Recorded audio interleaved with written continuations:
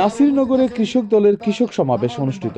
বাংলাদেশের সংখ্যাগরিষ্ঠ কৃষক জনগোষ্ঠীকে সংগঠিত করার লক্ষ্যে সারা দেশে ৩ মাস ব্যাপী ইউনিয়ন পর্যায়ে কৃষক সমাবেশের অংশ হিসাবে ব্রাহ্মণবাড়িয়া জেলার নাসিরনগর সদর ইউনিয়ন কৃষক দলের উদ্যোগে কৃষক সমাবেশ অনুষ্ঠিত হয়।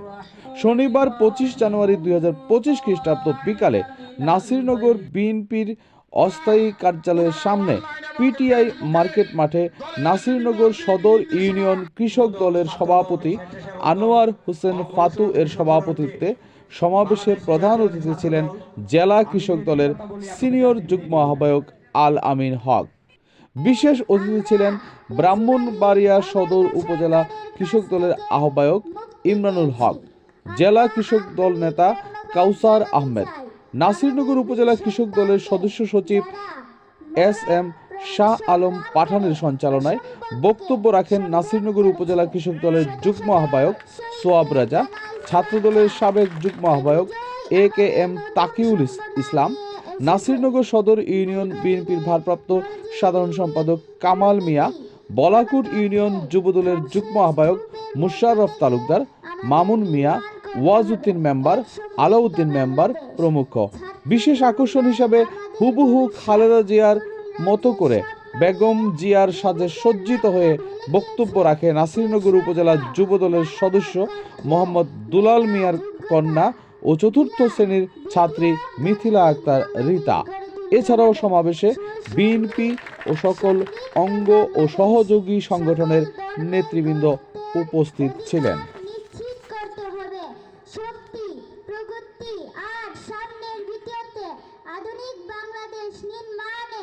আসুন আমরা তরুণদের হাত শক্তিশালী করি।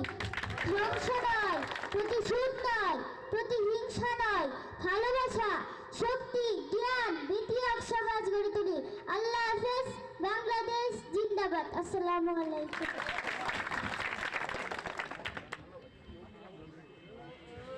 ধন্যবাদ আমাদের ছোট খালেদা জিয়ার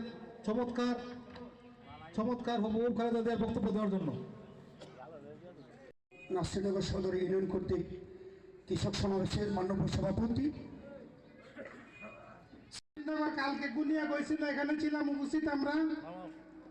তো সাথে ছিলেন সব সময় থানা সমস্ত উপজেলা বিপি নেতা কর্মীরা ছিলেন।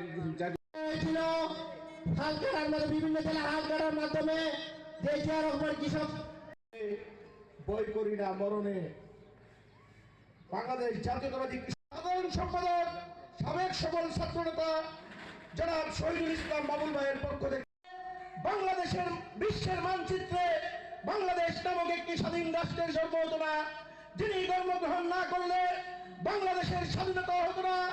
বাংলাদেশের স্বাধীনতার ঘোষক, বাংলাদেশের বহুদলীয় গণতন্ত্রের প্রবক্তা শহীদ রাষ্ট্রপতি জিয়াউর রহমান তখন ক্ষমতায় গ্রহণ করেছিলেন।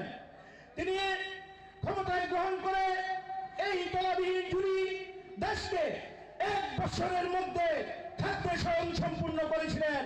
মুরব্বিয়ান আপনারা জানেন, আমি বলতেছি উনি 1 বছরের মধ্যে এই তলাবিহীন জুড়ি দেশকে খাদ্য স্বয়ং সম্পূর্ণ করেছিলেন। কিভাবে? এখানে অনেকে আছেন আপনারা জানেন, ফন্দাল ইউনিয়নে সময় ওইখানকার মুরব্বীদের মুখে শুনেছি শহীদ রাষ্ট্রপতি জিয়াউর রহমান নাকি ফান্ডা দেশে খাল কেটেছিল। কি সত্যি নাকি?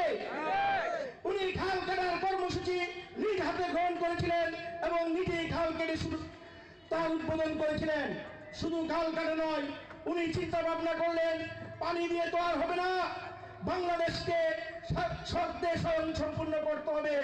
তার জন্য তিনি সুদূর বিদেশ থেকে একটি দাবি জিয়ার 29 বা ইরিদান যাকে বলে, ওই সময় ইরিদানের ব্যাপক ফলন দেখে আপনাদের মতো আমার বাবার মতো কৃষকের একটি গান বেঁধেছিল, জিয়া সাহেব খাল কাটিয়া পানি আইনাছে, বাংলাদেশে ইরিদানের বীজ লাগাইছে, আর ফেলিস না চোখের জল, এবার যাবে জিয়ার দল, এই বলিয়া সিলমারবাই মার্কাদানের শীষে।